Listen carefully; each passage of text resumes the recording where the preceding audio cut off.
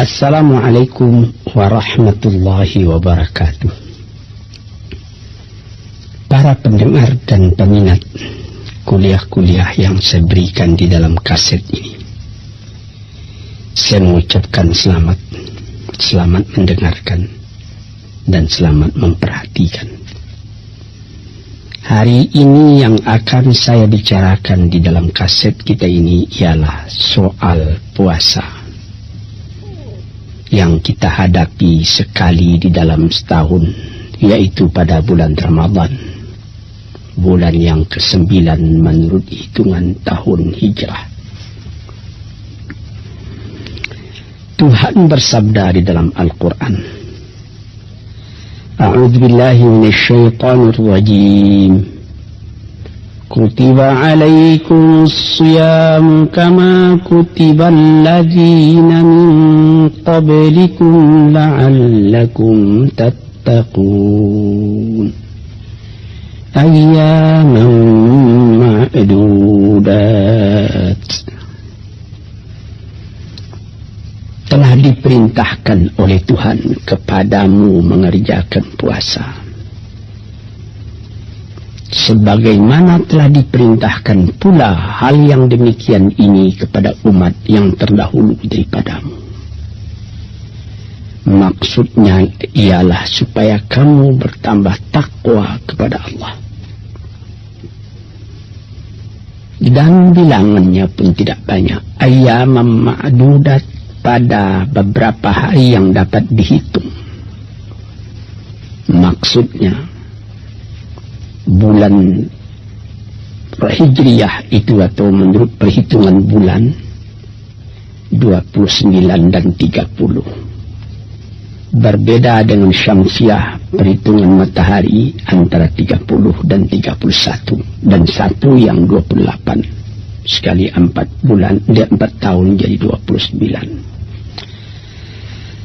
Maka di dalam perhitungan bulan itu datanglah perintah puasa kepada kita. Maksud puasa itu disebutkan lagi, la'allakum tattaqun, supaya hubunganmu dengan Allah itu selalu terpelihara, hubungan yang baik. Sebab kita semuanya mengakui bertuhan kepada Allah, mengakui sebagaimana kebanyakan kita kaum muslimin bahwa kita orang Islam. Tetapi pengakuan saja belumlah cukup kalau tidak dituruti dengan perbuatan. Perbuatan itu menambah teguhnya hubungan kita, menambah kesadaran pada diri kita sendiri tentang hubungan kita dengan Tuhan. Itulah maksud la'allakum tattaqun. Karena kita dapat memperhatikan sendiri berapa banyak orang yang mengakui memeluk suatu agama, tapi tidak ada getaran ke dalam jiwanya sendiri pemelukan agama itu. Kita disuruhkan sekali atau sebulan di dalam setahun mengokohkan hubungan dengan Allah dengan mengerjakan perintahnya, mengerjakan puasa. Bagaimana dikatakan bertambah teguh hubungan dengan Tuhan? Karena di dalam mengerjakan puasa itu kita insaf bahwa yang memerintah kita tidak yang lain melainkan Tuhan. Tiap-tiap kita barangkali akan merasakan kalau sekiranya ada orang lain selain Allah yang melarang kita makan siang hari, kita tidak akan setia menuruti perintah orang lain itu. Kita cuma setia menuruti perintah Allah. Di sini timbulnya kontak antara diri sendiri dengan Tuhan. Apabila kita telah mengerjakan perintah Tuhan itu dengan insaf, timbullah perubahan dalam jiwa kita sendiri. Kita tidak merasa kesepian lagi dalam hidup ini. Kita merasa ada hubungan dengan Tuhan. Inilah maksudnya la'allakum tattaqun itu. supaya kamu bertambah teguh hubunganmu dengan Tuhanmu. Kemudian dikatakan pula bahwa bilangannya tidak banyak, tidak terus menerus sampai 6-7 bulan, atau tidak terus menerus sampai hubungan 1 tahun, tidak. Cukup sebulan Ramadan saja. Sebulan itu sudah cukup. Kita mengerjakan dengan penuh keinsafan, melaparkan perut kita. Kita tidak minum, kita tidak makan, dengan kesadaran. Para peminat kuliah-kuliah ini yang berbahagia, ada orang mengatakan, katanya, kita mau bebas, kita mau merdeka. Sekarang kita dilarang makan, dilarang minum siang hari. Bukankah itu mengurangi kemerdekaan kita, menghambat kebebasan kita? Ini ada yang bertanya begini, tetapi saya akan menjawab sebaliknya. Dengan mengerjakan puasa ini, kita terang-terang memupuk kemerdekaan jiwa kita sendiri. Saya sendiri, kalau tidak makan pukul 7 pagi paling lat, nasi agak setengah piring, kopi susu agak semangkuk, itu saya jadi bodoh. Tetapi di dalam bulan puasa saya dapat menguasai diri. Pagi saya tidak minum, tidak makan. Sesudah saya makan sahur, kemudian disambung dengan sembahyang subuh, saya tidak makan, tidak minum lagi 1 hari lamanya. Saya dapat menahan diri. Misalnya kira-kira pukul 2, badan sedang capek, sedang payah, sedang lelah. Kembali dari mana-mana, pulang ke rumah. Dia didapati anak-anak tidak ada di rumah, dia sedang bermain-main. Ibunya pun sedang tidur. Kita masuk ke rumah, tidak ada orang lain. Di dinding terletak kulkas, di sana tersimpan minuman-minuman yang sejuk. Dibuka kelihatan minuman itu. Tapi kita dapat menguasai diri, walaupun anak tak melihat, istri tak melihat. Kita bisa tidak mau minum, karena Allah yang melarang minum. Inilah hikmat puasa. Pendidikan disiplin kepada diri sendiri. Apabila orang, sebagaimana dikatakan oleh orang Arab, man lam yastati' qiyadata nafsihi lan yastati'a qiyadata ghairihi. Orang yang tidak ada kesanggupan mengatur dirinya sendiri, jangan harap dia dapat mengatur orang lain. Jadi didikan puasa itu adalah didikan yang disebut dalam kata-kata modern sekarang ini introspeksi. Mengatur diri kita sendiri, menguasainya, sehingga hawa nafsu kita tidak dapat mempengaruhi kita. Jiwa yang seperti ini dididik sekurang-kurangnya sebulan di dalam 1 tahun.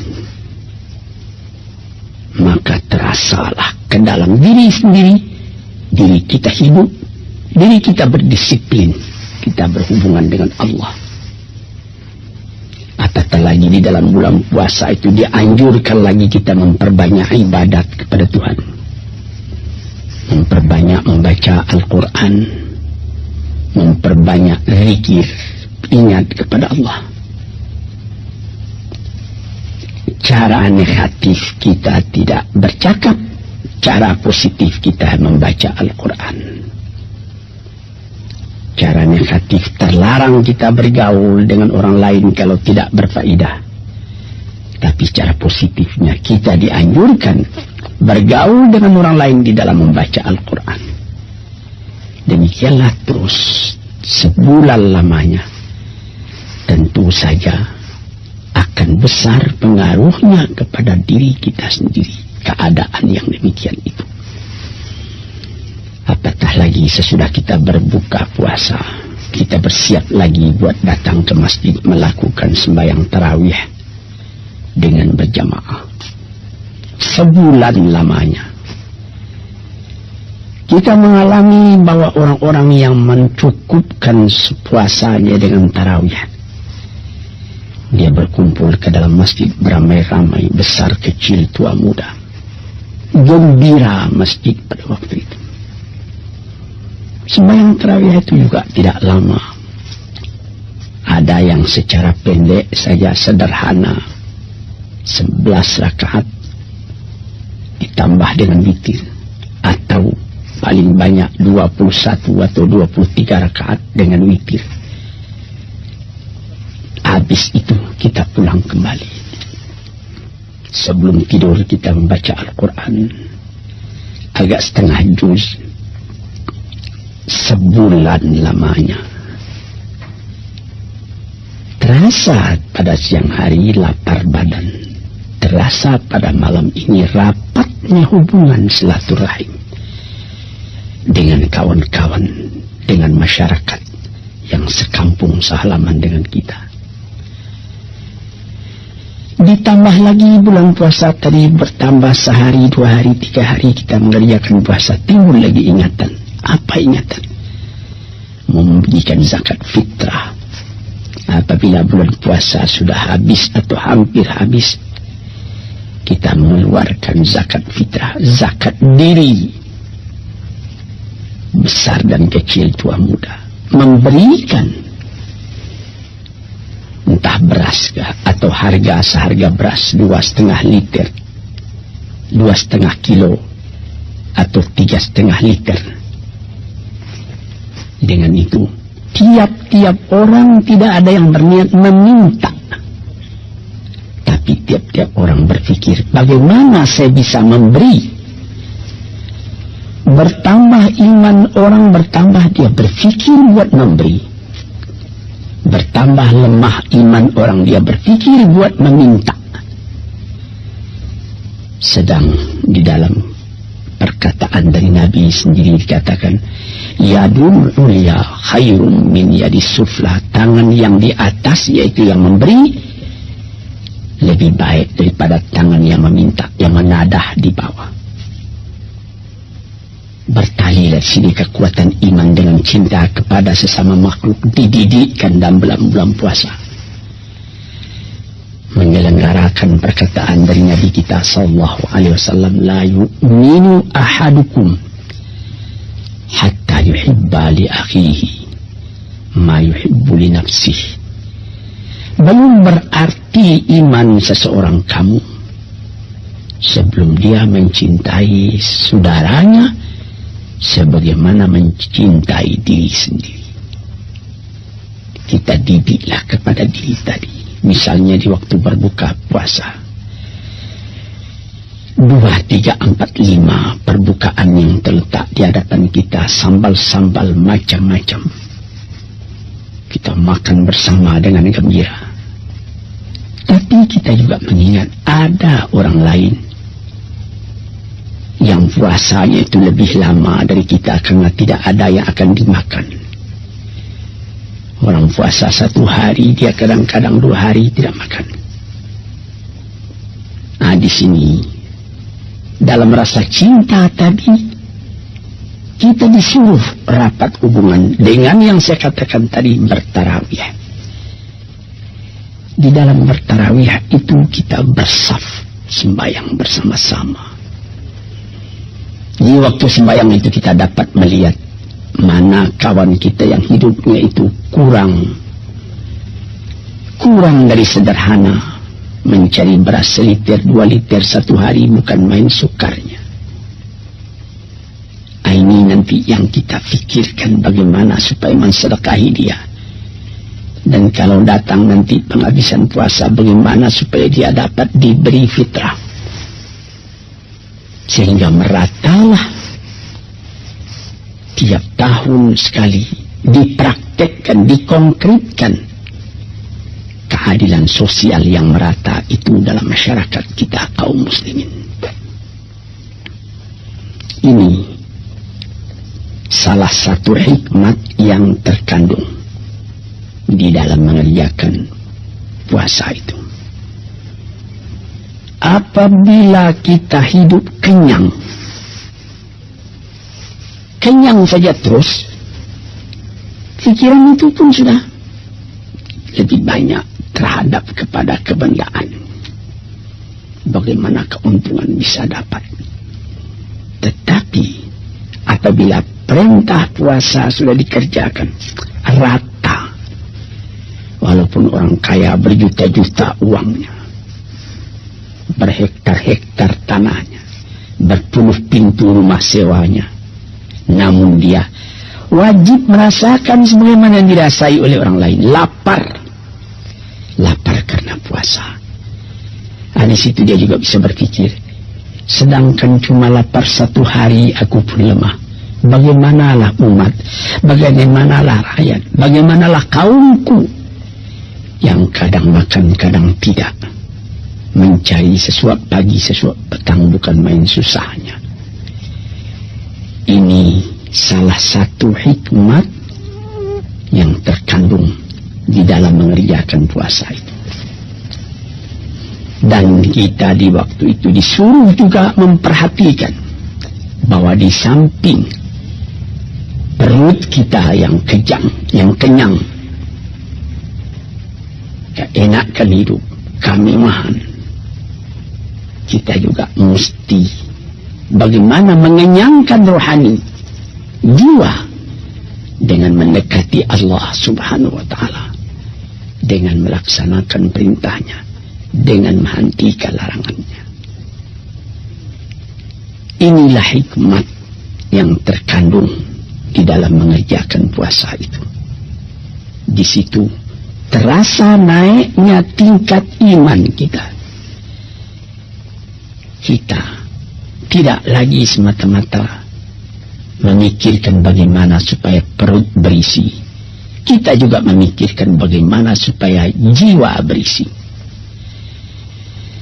Sesuai dengan hadis yang pernah disabdakan oleh Nabi kita, man sama ramadana imanan wa ihtisaban ghufira lahu ma taqaddama min dhanbihi wa ma ta'akhkhara. Barang siapa yang puasa bulan Ramadan dengan iman, wahtisaban, dengan perhitungan keadaan diri sendiri, perhitungan berapa baru kebajikan yang dapat saya amalkan dalam dunia ini, berapa kelalaian dan kelengahan dalam hidup saya, bagaimana saya bisa mengisi hidup itu dengan nilai-nilai yang tinggi yang akan membawa kebahagiaan saya hidup di dunia dan kebahagiaan pula di akhirat. Kalau kita kerjakan puasa dengan demikian itu, Tuhan Allah berjanji akan diampuni dosa. Ghufira lahu, akan diampuni baginya ma taqaddama min dzambihi, kalau ada dosa-dosanya yang telah terdahulu. Malah ditambah lagi dalam satu hadis, wa ma ta'akhkhara, ada keadaan sesudah puasa khatir-khatir tidak baik dalam hati kita, itu juga bisa diampuni. Apa artinya? Bukan dikerjakan lalu diampuni, tidak mau kita mengerjakan lagi yang tidak diridai oleh Tuhan, sebab kita punya jiwa sudah terlatih dalam bulan puasa. Ini maksudnya. Sebab itu maka kita fikirkanlah tiap-tiap hari yang kita lalui dalam bulan puasa tadi, malamnya dan siangnya. Sedangkan orang berlatih misalnya P4, berlatih dalam pekerjaan-pekerjaan yang lain. Latihan sebulan itu namanya sudah latihan banyak.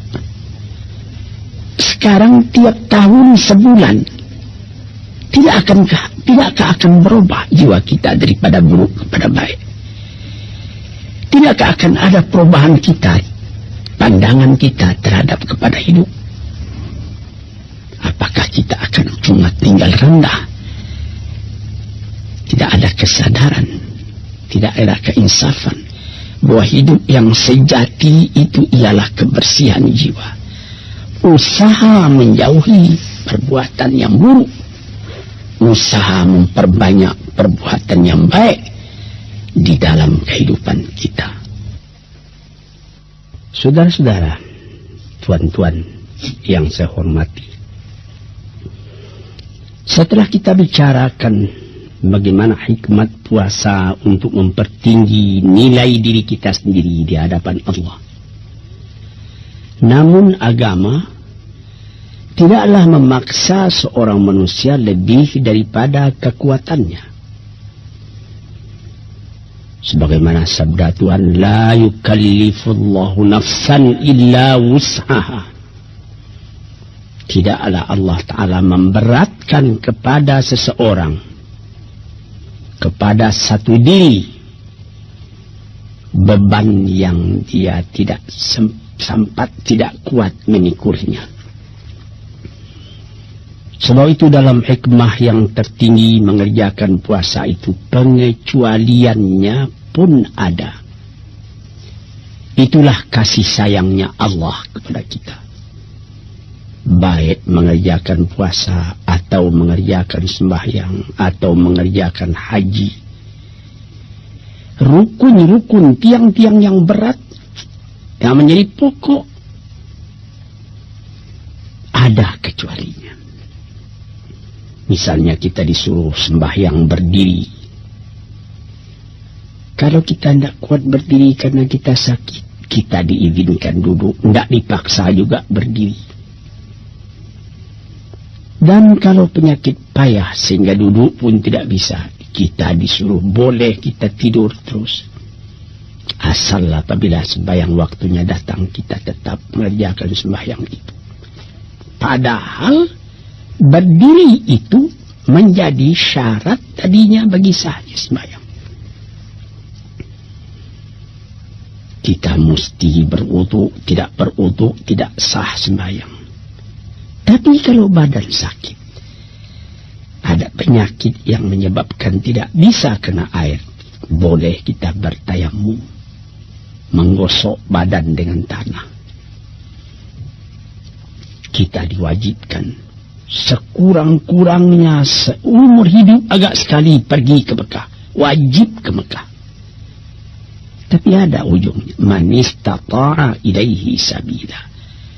Orang yang telah kuat dia buat pergi ke sana, membayar kapal terbang misalnya, atau semasa kapal api, kapal laut, naik kapal dengan aman. Kalau belum ada ongkos, belum wajib. Itu keringanannya. Sama sekali perintah Tuhan, ada syarat rukunnya yang mutlak, tetapi ada pengecualian. Begitu juga puasa ini.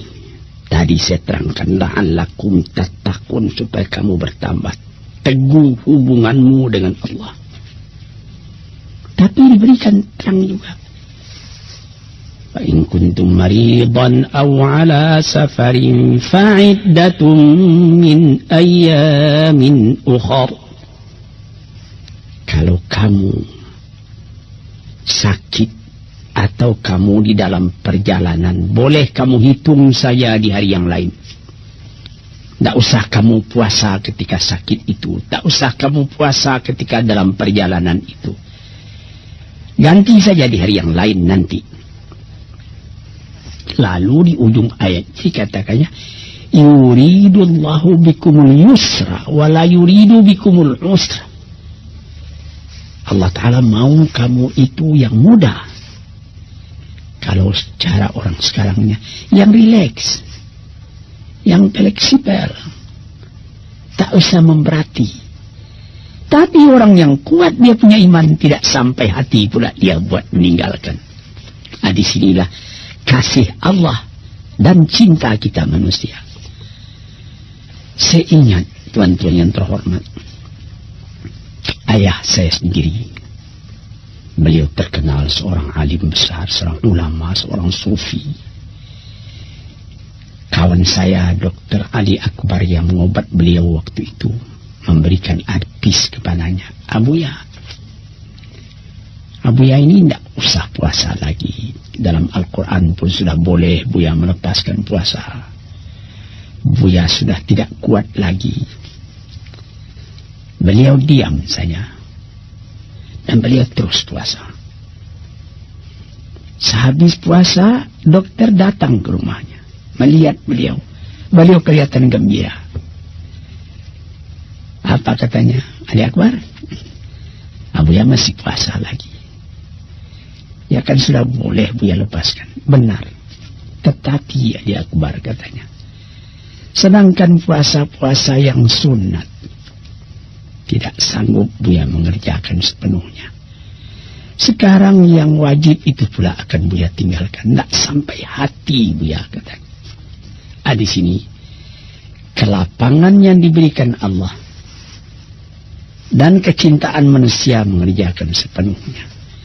Ini adalah ilmu tasawuf yang dalam hal ini. Keuzuran atau dispensasi yang diberikan oleh Allah di dalam ibadat itu, sebagaimana disebutkan tadi, sakit atau di dalam perjalanan itu pun ada pembicaraan ahli fikih sekian banyaknya. Ada yang sekian marhalah, ada yang 2 hari perjalanan, ada yang mengerjakan mengatakan 3 kali perjalanan pos kalau dengan kuda yang kencang dan lain-lain sebagainya. Tetapi ada ulama yang mengatakan tidak ada itu hadnya. Wala yuhaddadu haddas safar. Tidak ditentukan berapa hadnya safar itu. Apabila kita sudah merasa bahwa ini sudah nama berjalan, musafir, sudah boleh dilepaskan.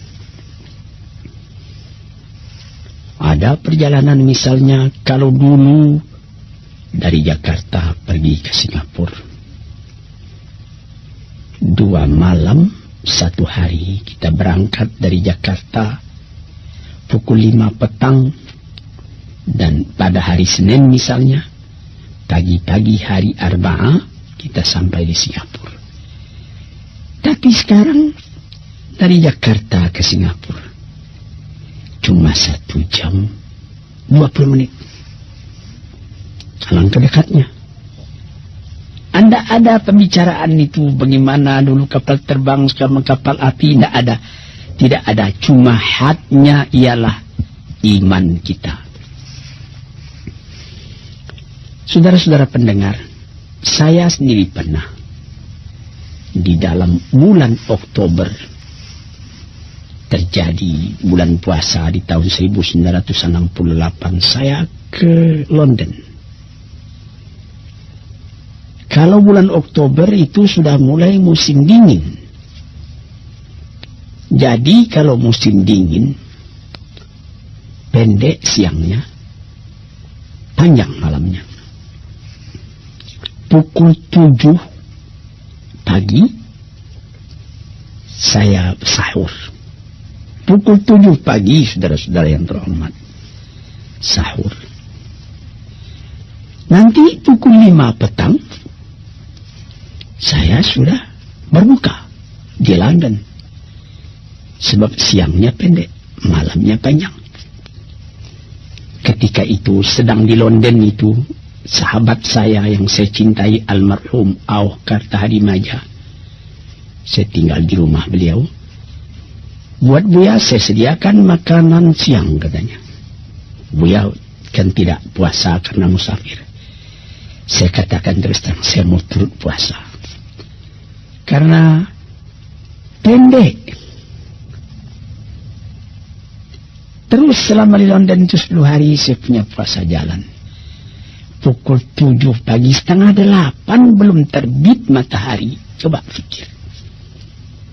Sedang kalau di tanah air kita pukul 4 itu sudah mesti berhenti makan. Sebab 4:10 subuh sudah datang. Nanti berbukanya lewat pukul 6. Jadi 14 jam saya puasa kalau di tanah air. Di London di musim dingin cuma 10 jam.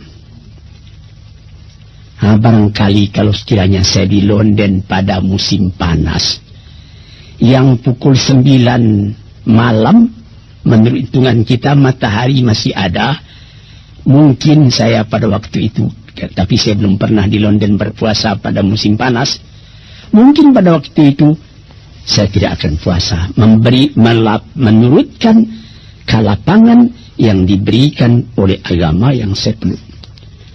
Sebab kita pukul 4 pagi sudah mesti berhenti makan. Itu matahari sebentar lagi sudah terbit, fajar sudah menyingsing. Nanti pukul 9 sampai setengah 10 hari masih terang. Berapa lama kita puasa? Sedang kita musafir, diberi kelapangan oleh Tuhan. Beginilah tuan-tuan yang terhormat, kelapangan-kelapangan itu kita sesuaikan pula dengan pengetahuan kita tentang keadaan musim panas, musim dingin di dunia ini. Hadirin yang terhormat, para pencinta, pendengar kaset yang saya muliakan, yang lain-lain pun diberi kelapangan. Perempuan yang sedang hamil, berat hamilnya, kalau sekiranya dia tidak makan, akan lemah anak yang dalam kandungannya. Boleh dia ganti saja dengan fidyah. Menurut keterangan Ibnu Abbas, fidyah saja.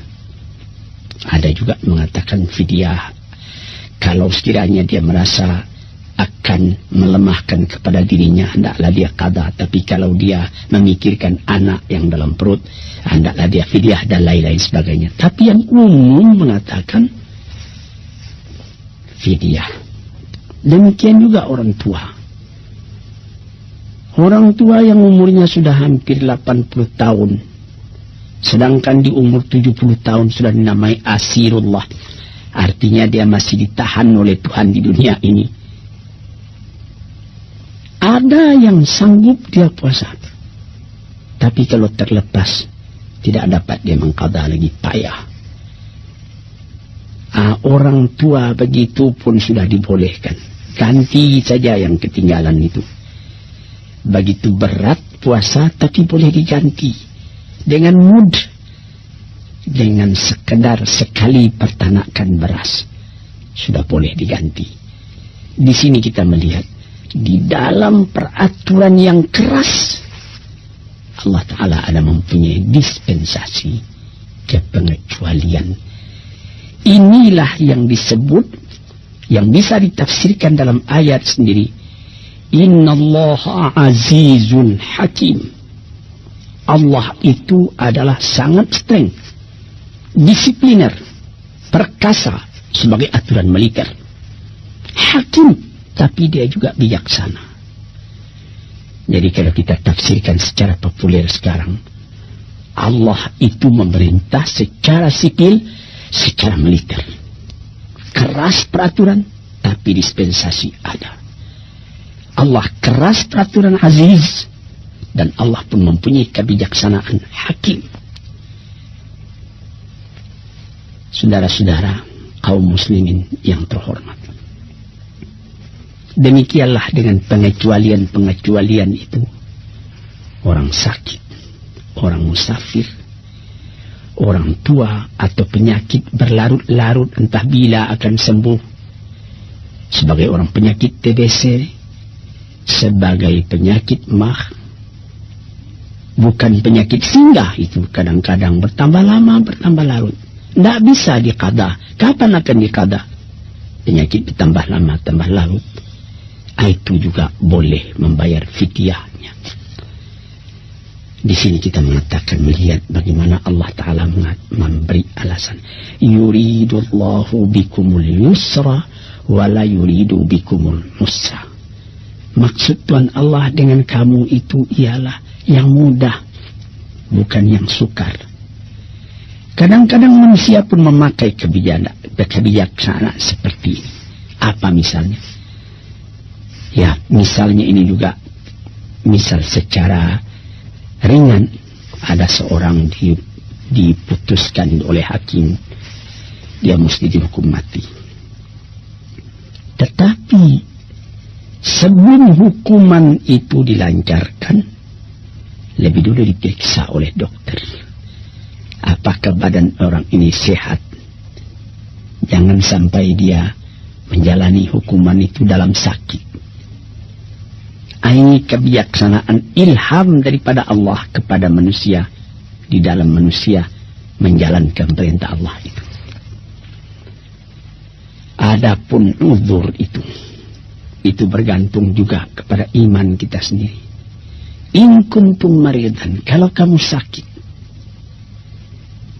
orang lain boleh menaksir, dokter boleh menaksir, penyakit ini berat. Tapi orang yang bersangkutan merasa tidak berat. Sebagaimana cerita tentang ayah saya tadi. Dokter mengatakan lebih baik Abuya tidak puasa lagi. Tapi beliau terus juga puasa.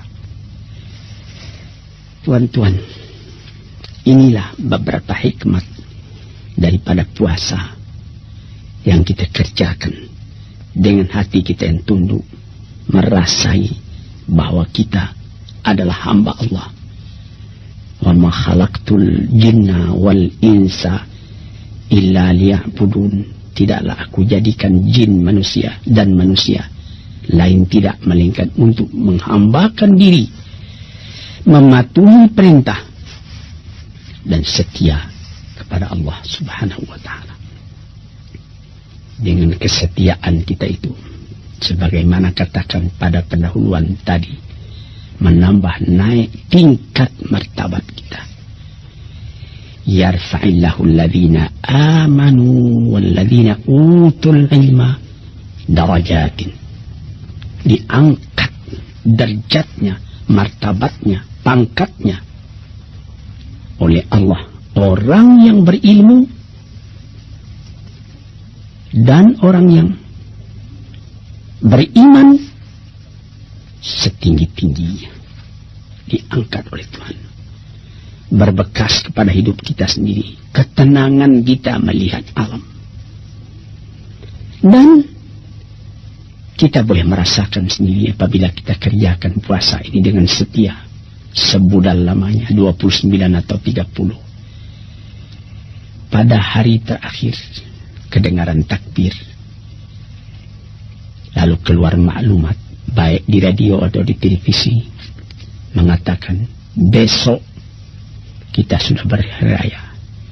Sebagaimana tradisi negeri kita, di mana-mana kedengaran beduk berbunyi bersaut-sautan, takbir menggema di mana-mana, di jalan raya, di pelosok jauh, di kampung-kampung.